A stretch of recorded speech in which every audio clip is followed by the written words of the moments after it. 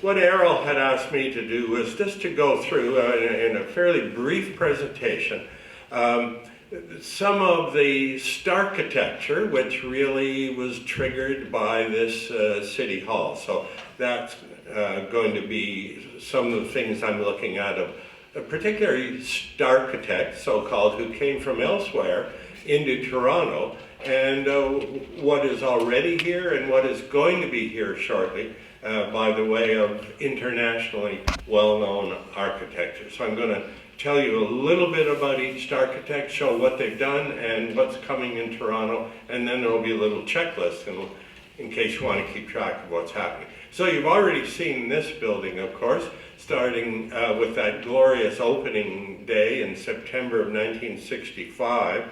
And just to highlight the contrast in the architectural perspective of the city, just look at this picture of the Toronto waterfront in 1959. Well, what jumps out at you? There's the Royal York, which was one of the tallest buildings in the British Empire. And then this is the old City Hall Tower, and that's the Bank of Commerce, which was then sort of took the title from the Royal York, built in 1931. Well, nothing much happened into the Toronto architectural skyline for a long time. The Depression came and then the war and so on. So let me jump ahead from that 1959 to this picture in 1969. You'll see there's the Royal York, and there's the Bank of Commerce, and there's the old City Hall Tower. But there's, of course, some newcomers on the scene. The new City Hall, and these great big guys, which of course is the Toronto Dominion Centre.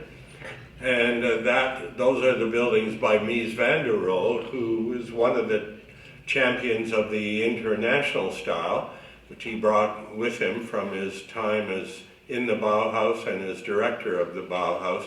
So those two buildings really, as you can see, just let me show you that again briefly, really brought a new and exciting dynamism to the Toronto architectural scene.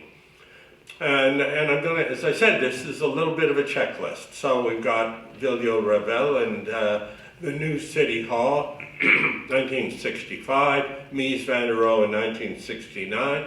What's the next big Starchitect to come along where we have an example? Well, Santiago Calatrava, the Spanish architect, and I'm showing two pictures of his most recent architectural triumph, the Oculus, which deliberately looks like a bird in flight. This is at the downtown area where the Twin Towers were bombed. And that's what it looks like from the outside. And that's this amazing interior. And it is the center for a lot of the subway lines in New York City to come there. And of course, even before these were built, well, we had our own Santiago Calatrava with the Lambert Galleria in Brookfield Place. And you can see that this already anticipates those kind of soaring archways and lattice work that was happening in that previous picture, as you can see there in the Oculus. Well, I've got a fair amount of ground to cover, so I'm not going to spend much longer on that. I'll just add him to the list here.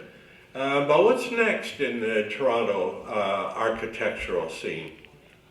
Well, this man, Will Alsop, from England, who had several very successful buildings in Europe. You can see the Hamburg ferry terminal, and those stilts holding up the top part of it are meant to be a reference to the cranes that were used to unload things from the docks when the ferries came in there. Another famous building of his is this one, the regional government in Marseille, which is nicknamed the Blue Whale. And you see again on the right side of that one, there's another part of the building held up on stilts. And this is his famous library in Peckham, England. Again, a box held up on stilts. A very colorful building. Here's a side view of it at night. So what have we got in Toronto? I'm sure even if the name wasn't familiar to you, the idea of a box on stilts. Of course, it has to be the OCAD University building done in 2004. We actually also have another structure by Will Alsop, who sadly died in 2019. That's another view of the OCAD U, but you can see his work also in this new subway station with the extension of the subway line up to Vaughan at Pioneer Village. Okay, so the list keeps growing. So OCAD U in 2004. Next Starchitect, Daniel Liebeskind, particularly well known for his Jewish Museum in Berlin in 2001. And you can see in the picture, the gray sort of zigzag building is the new Jewish Museum, and it is attached to this older building from the 19th century in Berlin. And that's another view of it. Well, the interior is also quite interesting in this building. One more view of it. And you know, of course, what I'm going to show you next. Perhaps the most hated new building in Toronto. I personally like it because I really like that Jewish Museum in Berlin, where the building itself speaks to the history of the Jewish community in Berlin and in Germany. That is clear. He was trying some of the same things here of marrying this brand new jagged kind of architecture to an older building. And it certainly is a tourist attraction. If you're by there during the summer, there's always hordes of people out there taking selfies with this striking looking structure in the background. But as I say, it has had a very, well, at best, mixed reception in Toronto. And maybe as the years pass, people will come to appreciate its strengths more and more. So, adding to the list, the Rom Crystal, 2007.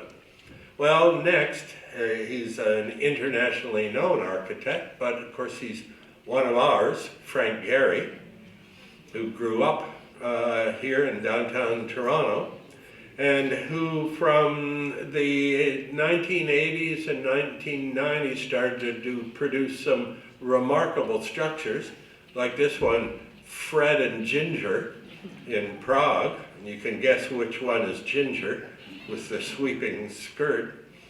This too is a favorite spot for tourists who come and have selfies taken in front of Fred and Ginger.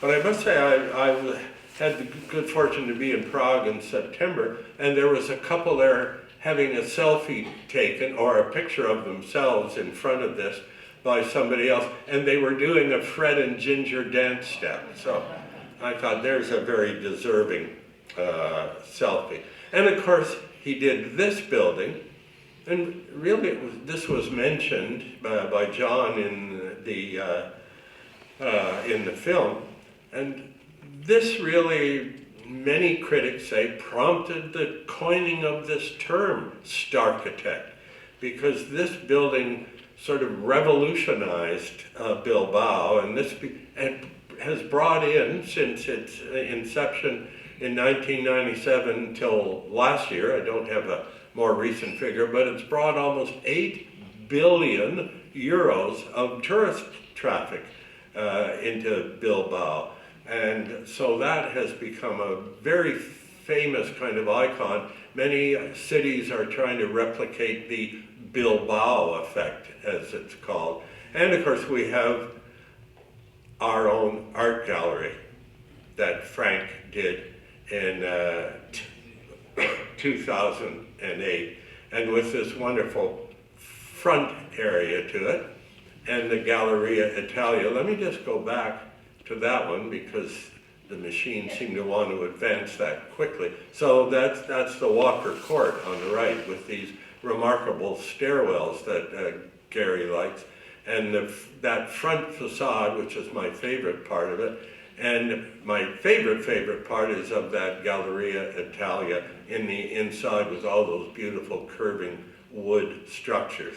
And this is a bit of an update on this high-rise proposal. There's what it's like at the ground level. Well, it's not clear whether that's going to happen or not, but it is at least not rejected yet. It's gone through several changes. Okay, so there's Frank Gehry. And now this one, Snøhetta, which is a remarkably inventive firm in Norway, who have done a huge range of things, like this little mountain hut. They've done this fabulous central library in Calgary, which has won all kinds of architectural awards. They've even done this recycled chair made from, what else have you got lots of in Norway? Recycled fishermen's nets. And this Shanghai Opera House, which is under construction. But we have our own Snøhetta building here on Yonge Street, the Ryerson University Student Learning Center. Just just above Dundas Square. And actually, anyone can walk into that building. It's really quite an interesting structure. And they have capitalized on this notion about modern academic buildings, that you no longer make a room as a fixed use, but you make it flexible, because students have computers and they want to study by themselves or in groups. So as you can see, this building can be used as a gathering place, or just spots where students can sit, or where small groups of students can sit. And that whole idea of flexibility and malleability runs through the building. So you can see they use beanbag chairs and chaise longue, for instance.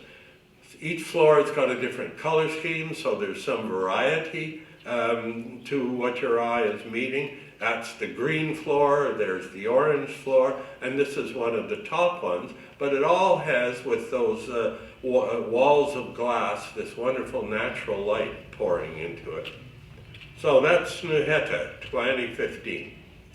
Then Sir Norman Foster, who did this remarkable Reichstag dome in Berlin, which opened in 1997. And when you're standing there, you're actually looking down into the council chambers of the building. And that was important, that there be this sense of openness in the German government. They also, Sir Norman Foster also did the London City Hall. He did this structure, the Gherkin. He had another, even taller skyscraper planned for London, but it was rather rudely suggestive. So I'll leave it to your imagination what name it might have had. So it has been canceled. But they are building the tallest building in Canada, the one, which is under construction now. It used to be Stollery's, if anyone can remember that little clothing store, and it's rapidly shooting up. It's going to be 84 floors by the time it's finished. And here's the dizzying, vertigo-producing view you're going to get if you live in one of those.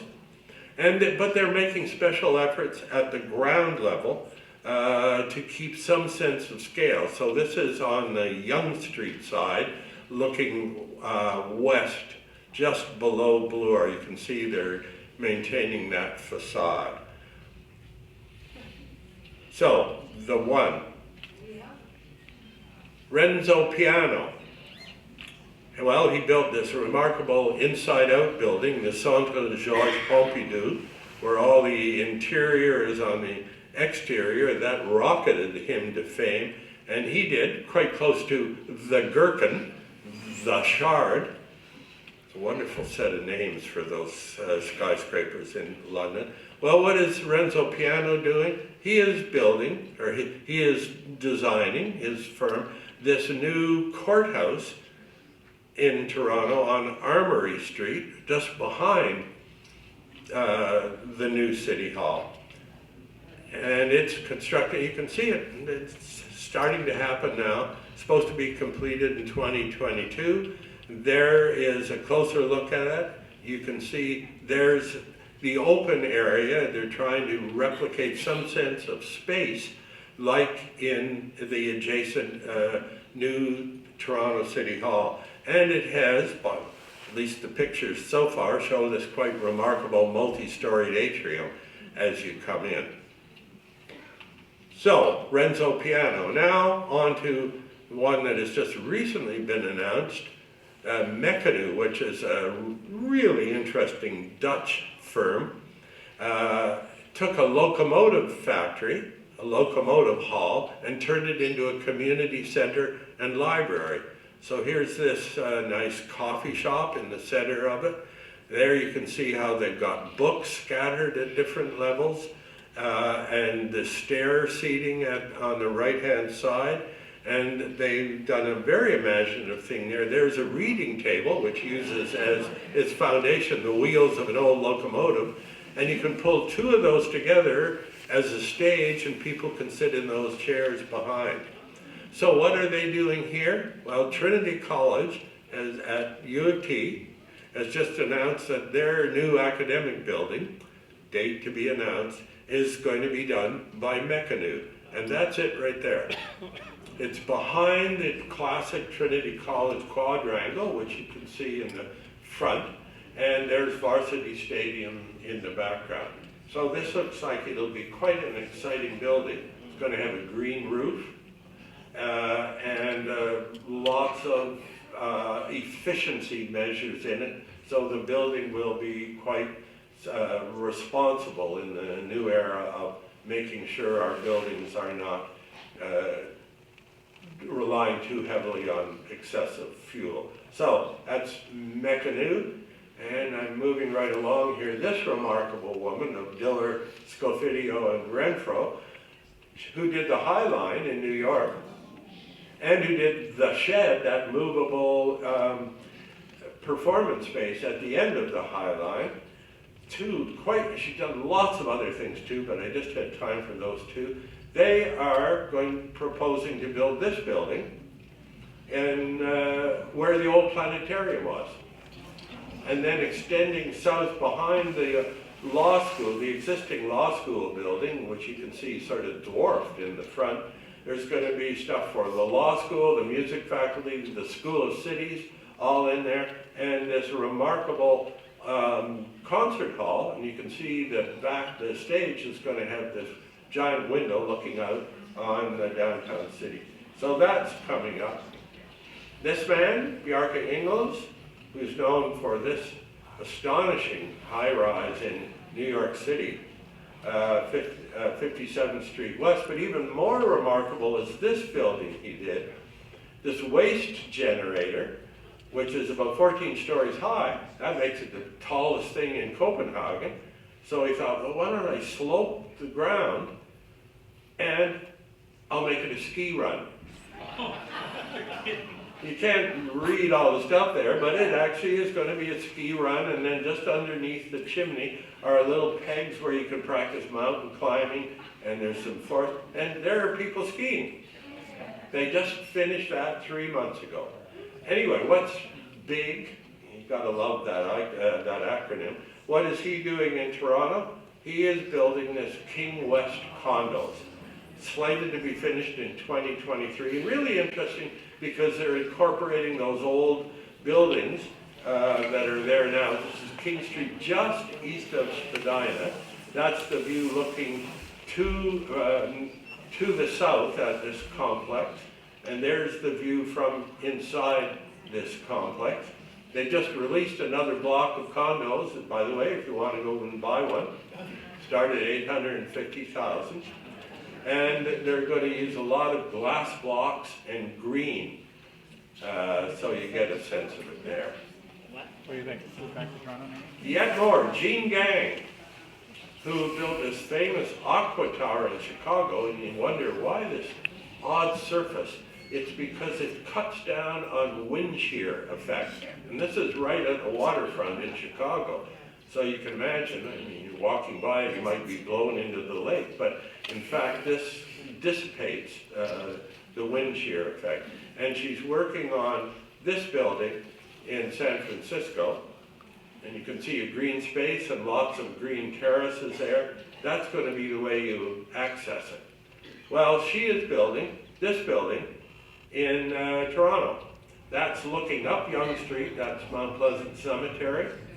You can see on the right-hand side, up towards St. Clair, it's going to be a Delisle Court just at St. Clair, and there's a view of the tower, and you can see how that bears some resemblance to that Aqua Tower, some of the same principle. Cut down on the wind shear and make for an interesting, rather than just a bland glass face. And I think I've done it in just under my 10 minutes that I was allotted. Thank you.